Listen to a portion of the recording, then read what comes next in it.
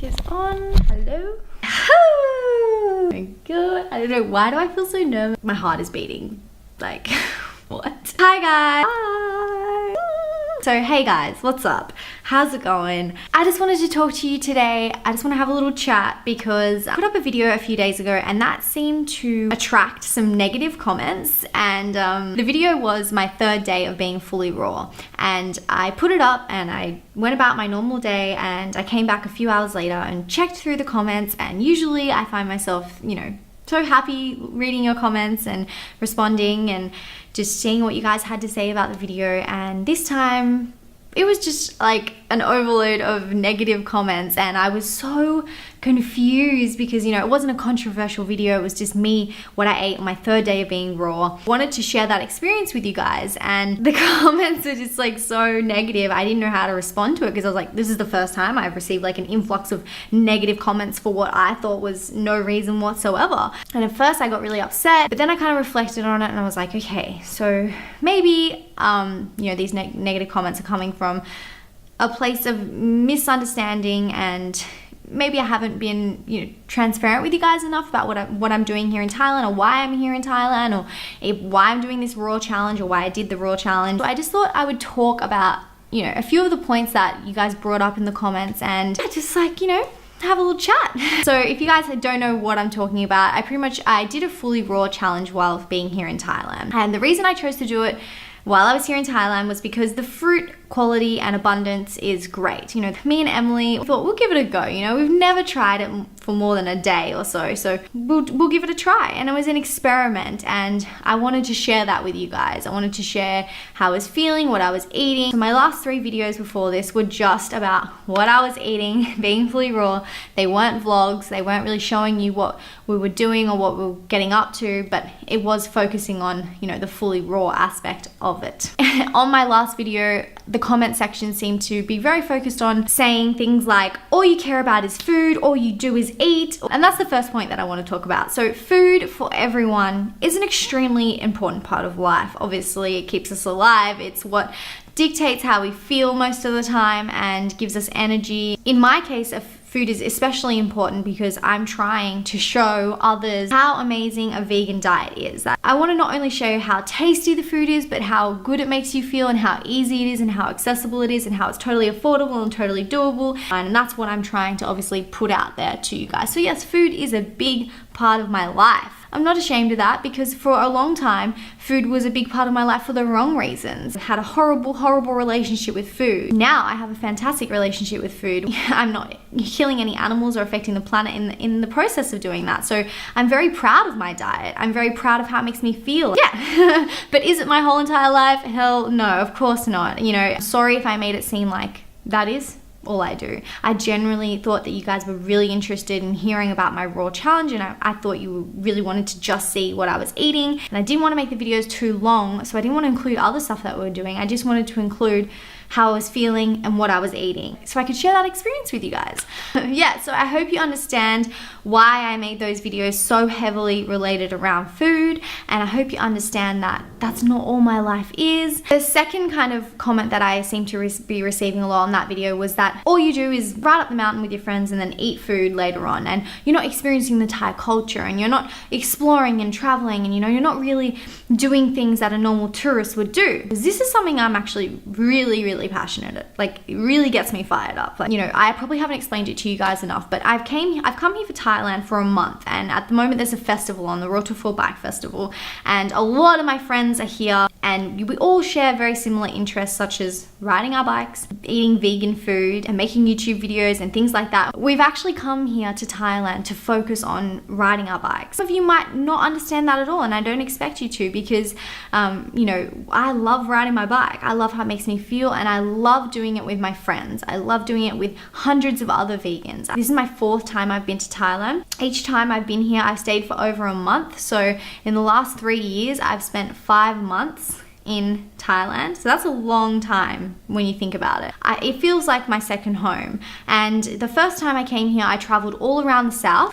So I went to all the different islands. I did a lot of touristy things, went to temples and, did everything that I thought I was meant to do whilst being in Thailand. It turns out that's not really what I wanted to do. I didn't actually really get immersed in the Thai culture because I was doing what Westerners did there. I wasn't doing what Thai people do because, obviously all those things are usually there for the Westerners. The second time I came to Thailand, I came back up here to Chiang Mai. That's where I've come every single time since because I love it here. It's not a huge touristy city, so I find it so much easier to just live my life here and really be immersed in the culture by actually doing things that the Thais do and not doing things that the tourists do. For example, we ride up Doi Satep every single morning. But Doi Satep is a big mountain. It is a big activity. Riding up this mountain takes over an hour and it's 11 kilometers up a climb and it's intense. Sometimes we take it slow, other days we push ourselves, we have conversations on the way up, you see different people. It's a complete experience alone riding up this mountain. And I guarantee if 90% of you watching this did that, you wouldn't want to do anything else for the rest of the day because it is hard work. And when we get to the top of the mountain, there is a temple there. And this mountain is actually the biggest tourist attraction in Chiang Mai. And as we ride our bikes up, tourists go up in the tuk-tuks, go past us. They drive up it, of course. But you never see a Thai in there. You actually see the Thais riding their push bikes up. So it's quite common to ride up Doi Satep for the Thais, but you would not see a Farang doing that. I usually wouldn't see a tourist doing that. So they absolutely love it. I can't explain the amazing community that we create when we come here because the Thais absolutely, they love it. They've never seen anything like it. They never see hundreds of tourists riding up their bikes, riding up Doi Satep every single day. And when we get to the top, we don't go into the temple because we experience so much just being at the top of the mountain, talking to the ladies who make our smoothies. So they've actually gone vegan, the people that make our smoothies at the top of the mountain, because of the influence that we've had on them. And every day we go up there and they teach us new Thai words and we teach them something in return, and we play with their kids and we drink smoothies, and then we all talk amongst each other and we ask questions, and there's a Q&A, and there's others that are helping people learn how to ride bikes and how to descend the hills properly. And it's a huge activity that goes on up there. I spend hours up there every single day, like at least 3 hours. It's the highlight of my day. If I don't go up there, I don't feel like I've really experienced the day. The Thai locals learn our names at the top of the mountain. Every other tourist that goes up, they're like, yep, thank you, 100 baht, yep, thank you, buy this, buy this, buy this. They come to us and they learn our names. It's amazing, because when you live in a city for a period of time and you start doing things that the locals are doing, the experiences that you have are just so much more legit. They're so much more special because of that. Another reason why we ride this mountain every day and why it's our main focus to ride this mountain every day is because you just don't get a mountain like this very often. That might sound silly to a lot of you, but riding up this hill is such a privilege. It's one of the best hills in the world. It's one of the best mountains to ride up in the world. Quite difficult to find a climb that's just so gradual and so beautiful and so scenic and so easy to ride on, where there's plenty of space and plenty of room and it's not dangerous, and there's smoothies waiting for you at the top, there's fresh fruit waiting for you at the top. Some people, that might not be your thing, and I understand that. You might not want to ride up a mountain, okay? I never thought I would want to do that either, but I do, and I love it, and that is why I'm here, to do that and to experience that with my friends and to meet new people and to learn off each other and to talk and communicate and just rebound. It's really frustrating when people are trying to tell me what I should do with my holiday and that I'm not experiencing it to the fullest when they're not here. And I know I might not have displayed that to you guys, hence why I'm making this video, so that we're all on the same page and you understand what I'm doing here in Thailand. I'm not saying I'm not going to go exploring and do other things in Thailand. Of course, I'm going to do that, and I want to go to waterfalls and other things like that. But what tourists do here in Thailand is not cool, and I just do not want to support anything anything that they do. I vote with my dollar here in Thailand, and I choose to put it towards things that I think are important. Okay, I give my money to the local Thais that are in the fruit markets. I give my money to the vegan restaurants. I do not give my money to bars or ladyboys or prostitution or alcohol or lion and tiger kingdoms and elephant riding and, you know, all this other shit that goes on here in Thailand and a lot of other Asian countries. And people are writing in the comments, you're not being a proper tourist. It's like, bro, are you fucking kidding me?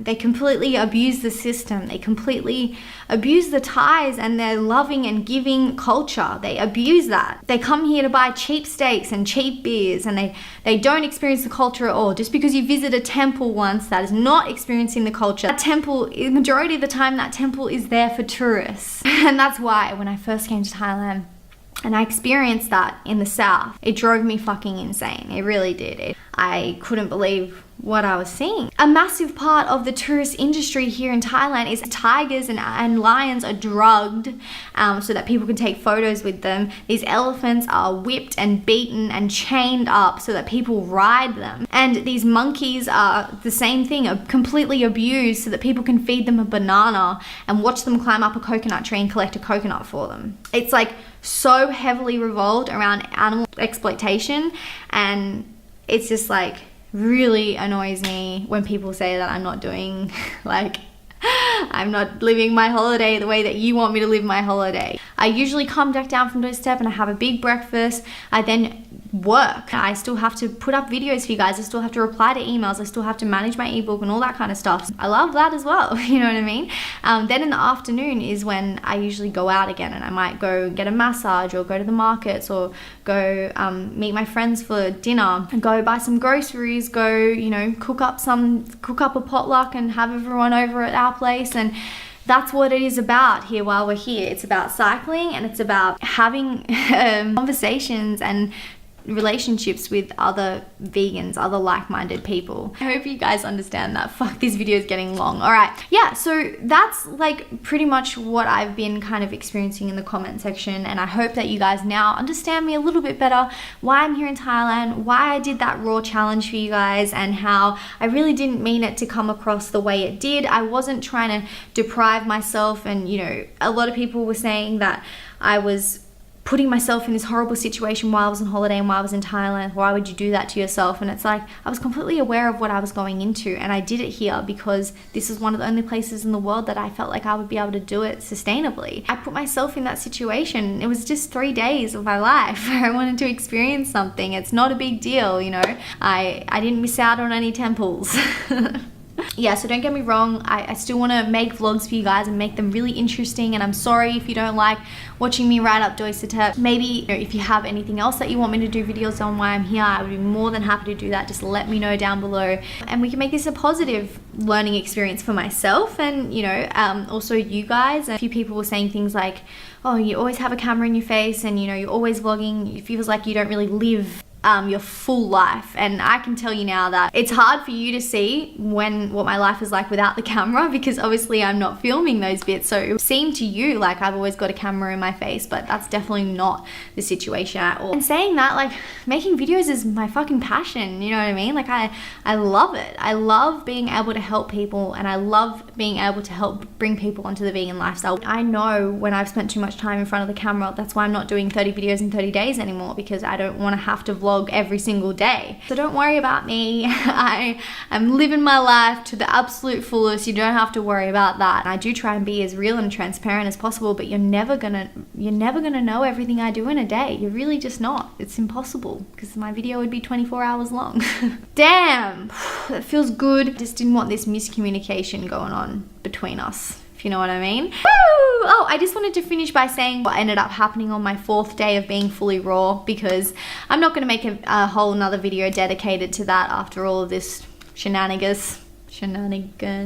Pretty much, we only ended up lasting till the 4th day. We cracked at night when we went to have dinner. We rode up the mountain that morning. We had smoothies, and I was feeling not too bad. Lunch was a little bit harder. I was definitely craving the cooked food, and by the time dinner hit, I was like, fuck this, I'm not enjoying it anymore. I gave it a shot. It was such a fun, awesome experience. And oh my God, when we ate cooked food for the first time after 3.5 days or whatever, it was really amazing. Like it actually, my taste buds were just like having this incredible like sensation. It was a really cool experience to be able to like appreciate my food so much in that moment. Like I might have seemed really down in that last video that I put up about it, and that was because, you know, I wasn't myself. I was really lacking energy. I was really lacking calories, and I guess that was all part of the experience and sharing with you guys how I was feeling. But I just got so tired, like I'm bonking. Faint. Alright, I'm so ready. 1, I'm so ready in my life. 3. Okay. This is legit the best pad thai I've ever had. Oh my God. There was God. tears in my eyes. This is the most beautiful thing. I've never tasted something so good in my life. This is so Why do you think it's so good? It's having like a reaction in my mouth. Like I've never felt food taste this good before. What do you think it is out of 10? Oh my God, this is a 100 10. million? I feel alive again. Yes! Back to life. Yeah, boy! Are you glad to have us back, Griff? Yeah, I'm glad to have you back, Bonnie. Oh, thanks.